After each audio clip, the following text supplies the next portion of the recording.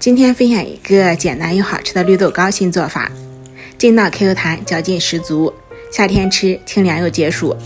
首先准备250克绿豆，清洗干净，我们不用浸泡，直接倒入锅中，稍微多加一点点清水，盖上盖子，大火烧开之后，我们转小火慢煮，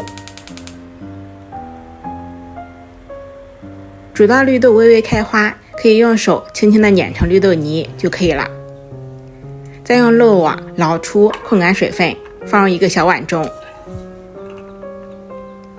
另取一个小碗，加入250克木薯淀粉，我们也可以用马蹄粉，口感会更好吃。再加入250克煮绿豆的水，搅拌成细腻没有颗粒的糊状。另起锅，加入250克清水，再加2勺红糖，大约是15克。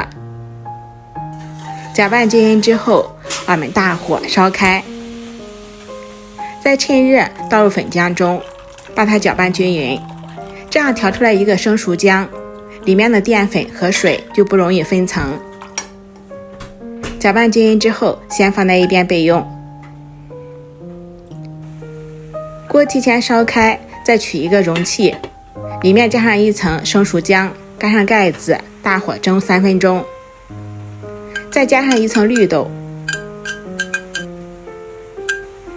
一层生熟浆，盖上盖子，大火再蒸3分钟。然后再加上一层绿豆，一层生熟浆，盖上盖子，再大火蒸3分钟。就这样依次叠加，最后一层的时候，我们蒸上5分钟就可以了。蒸好之后，直接取出冷却。冷却之后的绿豆糕非常的劲道 Q 弹，而且还不粘手不粘容器。我们剥下边缘，把它给取出来。这样做出来的绿豆糕看起来晶莹剔透，一层一层的，满满的都是绿豆。刀上沾上一些清水防粘，再把它给切成小块，就可以开吃啦。我们看一下下刀的力度是非常的劲道 Q 弹的，用手扯也非常的有弹性，嚼起来劲道十足，里面的绿豆软糯出沙，非常的美味。做法呢也非常的简单，夏天吃解暑又解馋。喜欢就收藏、点赞、关注、转发一下吧，感谢您的支持。